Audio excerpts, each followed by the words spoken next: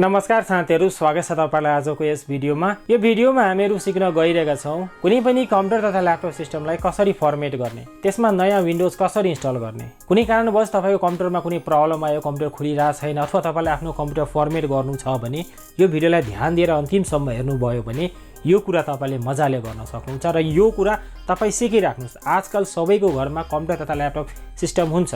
तपाईलाई फर्मेट गर्नु मन छ भने तपाईले घरमै बसेर गर्न सक्नुहुन्छ। कसैलाई दिइराख्नु पर्दैन, कसैलाई सोधिराख्नु पर्दैन, पैसा खर्च गरिराख्नु पर्दैन। सो जान्न चाहनुहुन्छ भने अन्तिमसम्म हेर्नु होला।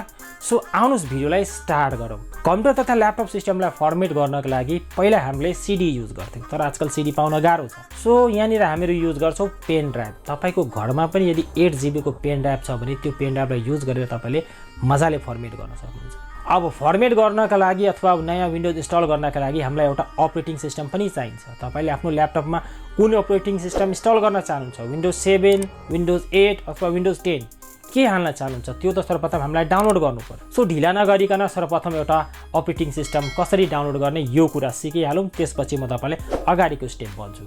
अब विन्डोज अपरेटिङ सिस्टम डाउनलोड गर्नका लागि तपाईले गुगलमा सर्च गर्नुस् विन्डोज डाउनलोड लेखेर। फर्स्टमै तपाईलाई माइक्रोसफ्टको अफिसियल वेबसाइट खुल्छ है। यहाँनिर म तपाईलाई सबै कुरा अफिसियल तरिकाले सिकाइरहेको छु है, कुनै थर्ड पार्टी युज गरिरहेको छुइनँ। सो फर्स्टमा आएको छ एउटा लिङ्क, यसमा क्लिक गर्नुस्। त्यसपछि यहाँनिर तपाईको अगाडि एउटा यस्तो पेज खुल्छ, तपाईहरु तल गर्नुस् र यहाँनिर तपाईले एउटा अप्सन पाउनुहुन्छ डाउनलोड टुल। हामीलाई एउटा सानो टुल डाउनलोड गर्नुपर्छ है। सो यहाँनिर हेर्न सक्नुहुन्छ टुल पनि डाउनलोड भइसकेको छ। यसमा क्लिक गरेर यसलाई इन्स्टल गरिहाल्नुस् है। मैले इन्स्टल गरेँ। त्यसपछि यहाँनिर तपाईलाई अलिकति समय लिन्छ है। सो एकैछिन वेट गर्नुस्। त्यसपछि तपाईको अगाडि एउटा यस्तो इन्टरफेस आउँछ। यहाँनिर तपाईलाई यसको टर्म एन्ड कन्डिसनहरु पढ्न सक्नुहुन्छ है। एप्लिकेसन नोटिस छ, सिम्पली यहाँनिर तपाईले एक्सेप्टमा क्लिक गर्नुस् र फेरि पनि तपाईले केही सेकेन्ड अथवा केही मिनेट वेट गर्नुपर्छ। त्यसपछि साथीहरु यहाँनिर तपाईको अगाडि एउटा यस्तो इन्टरफेस आउँछ, व्हाट डु यु वान्ट। यसमा यहाँनिर सोधेको छ पीसीले अपडेट गर्न चाहनुहुन्छ भने यहाँनिर अपडेटमा टिक हुन्छ। हामीलाई बुटेबल, सो हामीलाई त यहाँनिर आइएसओ फाइल डाउनलोड गर्नु छ है। सो हामीले यहाँनिर के गर्छौँ भने तलको अप्सनलाई क्लिक गर्छु, क्रिएट इन्स्टल मिडिया भन्ने, यसमा क्लिक गरेँ। त्यसपछि नेक्स्ट गर्नुहोस्। यहाँनिर साथीहरु तपाईको अगाडि एउटा यस्तो इन्टरफेस खुल्छ। अब यहाँनिर एउटा टिक लागेको हुन्छ, यसलाई अनटिक गरिदिनु भयो भने यहाँनिर तपाईले म्यानुअली ल्याङ्ग्वेज पनि तपाईले यहाँबाट डाउनलोड गर्न सक्नुहुन्छ। तपाईले ल्याङ्ग्वेज चुज गर्नु, त्यसपछि कुन विन्डोज डाउनलोड गर्न चाहन्छ। हाल चाहिँ यो साथीहरु विन्डोज 10 मात्र छ है। तपाईलाई थाहा नै होला विन्डोज 7, 8 बन्द भइसकेको छ। सो विन्डोज 10 मात्र छ। त्यसपछि यहाँनिर कति बिटको डाउनलोड गर्न चाहनुहुन्छ, 32 बिट कि अथवा 64 बिट अथवा दुवै डाउनलोड गर्न चाहनुहुन्छ भने बोथमा क्लिक गर्नुहोस्। म यहाँनिर 64 बिट डाउनलोड गर्न चाहन्छु। तपाईले यहाँबाट यो सब कुरा गर्न सक्नुहुन्छ। त्यसपछि यहाँनिर नेक्स्ट गरिदिनुस्। त्यसपछि यहाँनिर साथीहरु तपाईलाई सोध्छ तपाई यदि डाइरेक्ट पेन ड्राइभलाई बुटेबल बनाउन चाहनुहुन्छ भने डाइरेक्ट पेन ड्राइभ राखिदिनु भयो भने त्यो आफै बुटेबल भइहाल्छ। तर यसमा धेरै समय लाग्ने भएको कारणले हामीहरु यहाँनिर आइएसओ फाइललाई डाउनलोड गर्छौं। सो हामीहरु तलको अप्सनमा क्लिक गर्छौं, त्यसपछि नेक्स्ट गर्छौं। अब यसलाई साथीहरु तपाईलाई सेभ गर्न भन्छ। तपाई यसलाई कहाँनिर सेभ गर्न चाहनुहुन्छ। मैले डेस्कटपमा विन भन्ने एउटा फोल्डर बनाएको छु है, यसमै म यहाँनिर सेभ गरिदिन्छु र अलरेडी मैले एउटा डाउनलोड पनि गरेको छु। सो यहाँनिर सेभ गरेर तपाईले यहाँनिर नेक्स्ट गरिदिनु भयो भने अब तपाईकोमा यो डाउनलोड हुन स्टार्ट भइहाल्छ। जस्तै कि तपाईले हेर्न सक्नुहुन्छ यो पर्सेन्टेज चल्छ र यसको टाइम साथीहरु तपाईको इन्टरनेटमा भर पर्छ। कतिको फास्ट छ तपाईको इन्टरनेट त्यसमा भर पर्छ। प्राय जसो 10 देखि 15 मिनेटमा तपाईको कम्प्लिट भइहाल्छ यदि राम्रो इन्टरनेट छ भने 20 mbps को। सो यहाँनिर यसलाई हुन दिउँ, त्यसपछि म तपाईलाई अगाडिको प्रोसेस भन्छु।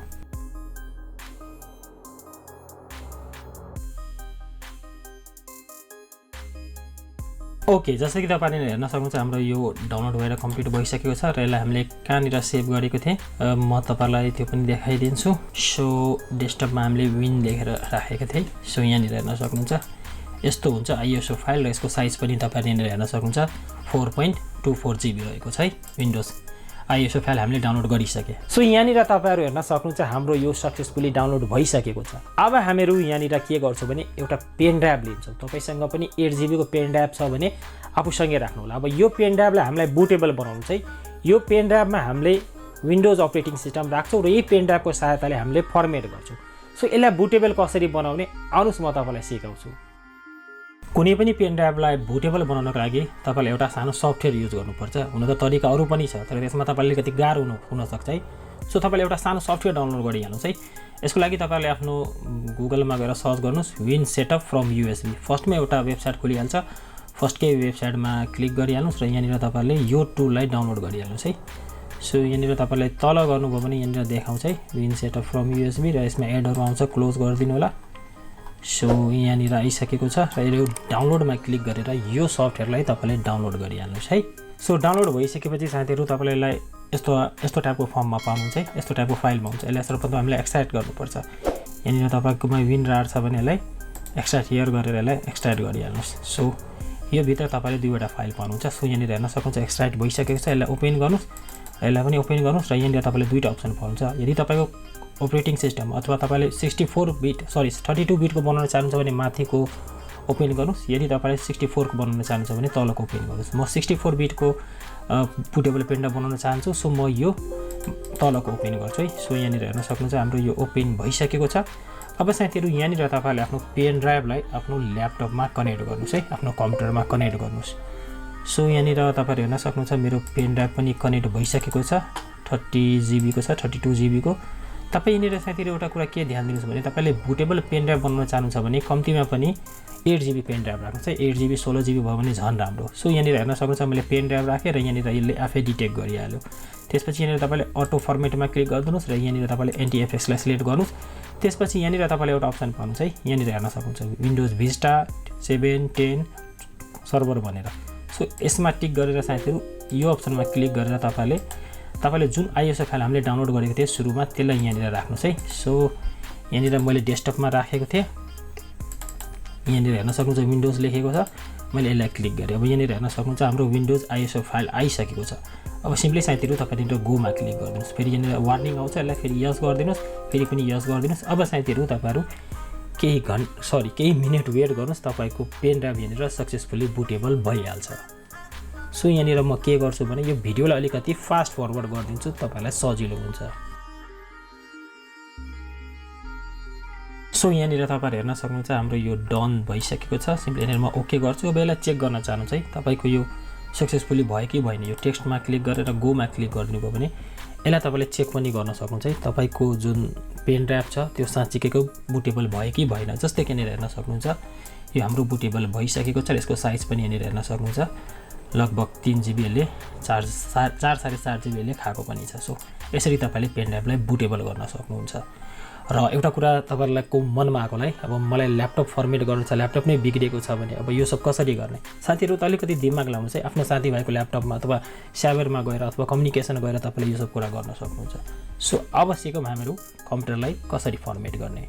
ओके, हाम्रो पेन ड्राइभ पनि बुटेबल भइसकेको छ। अब यो बुटेबल पेन ड्राइभको सहायताले म तपाईलाई एउटा डेलको ल्यापटपमा विन्डोज 10 इन्स्टल गरेर देखाउँछु र त्यो भन्दा अगाडि तपाईले के कुराहरु ध्यान दिनुपर्छ। यदि तपाईको डेस्कटपमा अथवा तपाईको सी ड्राइभमा कुनै महत्त्वपूर्ण डाटा छ भने त्यो डाटा पनि उडिहाल्छ है।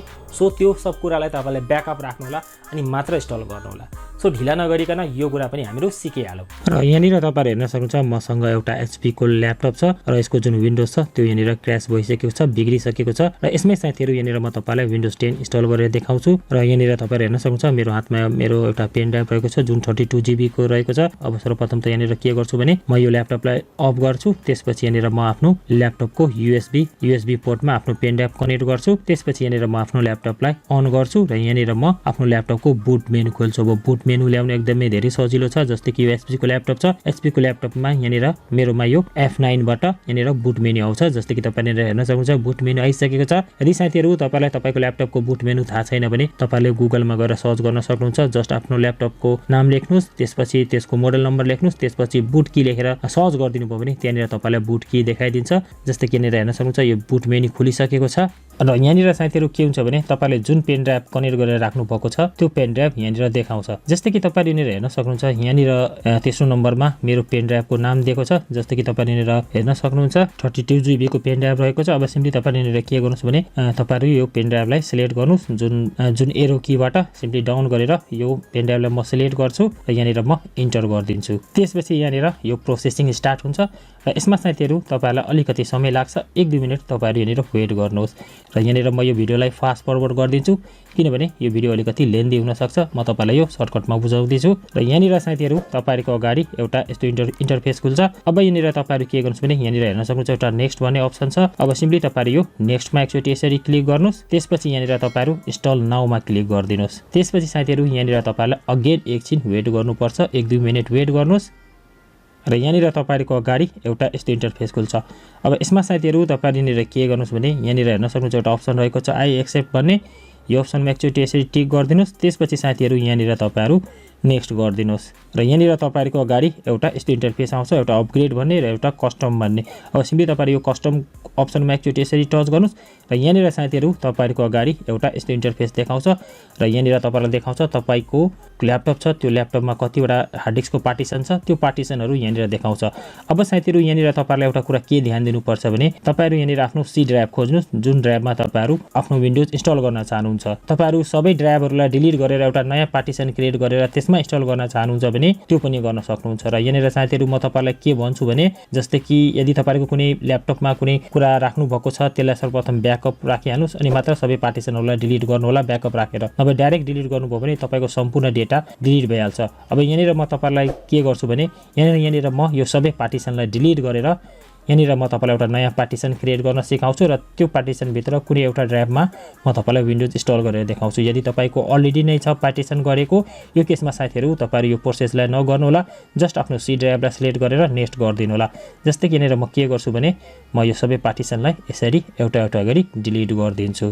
जस्तै कि यहाँनिर हेर्न सक्नुहुन्छ यो सबै पार्टिसन यहाँनिर डिलिट भइसक्यो छ र एउटा ड्राइभ यहाँनिर आएको छ र यसको साइज पनि तपाईहरु हेर्न सक्नुहुन्छ 465 GB को रहेको छ। अब यहाँनिर म के गर्छु भने यसमा एउटा नयाँ पार्टिसन क्रिएट गर्छु। सर्वप्रथम यहाँनिर म एउटा 100 GB को सी ड्राइभ बनाउँछु र 100 GB को सी ड्राइभ कति हुन्छ जस्तै कि यहाँनिर 102400 यो 100 GB को एउटा सी ड्राइभ क्रिएट गर्दैछु। 465 GB मा 100 GB को मैले यहाँनिर सी ड्राइभ क्रिएट गरेँ। अब यहाँनिर म के गर्छु भने अप्लाईमा क्लिक गरिदिन्छु र यहाँनिर तपाईहरुलाई ओके गर्नुपर्छ। ओके गरिदिनु भयो भने यहाँनिर तपाईहरुको अगाडि एउटा पार्टिसन बनेर रेडी भइहाल्छ। जस्तै कि तपाईहरु यहाँनिर हेर्न सक्नुहुन्छ यो 100 GB को मेरो एउटा ड्राइभ बन्यो। अब यहाँनिर म के गर्छु भने यो जुन अर्को आएको छ 365 वाला यसलाई म 50% मा पार्टिसन गरिदिन्छु। सिम्पली यहाँनिर यसमा एकचोटि यसरी टच गर्छु र यहाँनिर म फेरि न्यू मा क्लिक गर्छु र यसको जुन 50% हुन्छ त्यो यहाँनिर म क्याल्कुलेट गरेर त्यो अंक यहाँनिर राख्दिन्छु।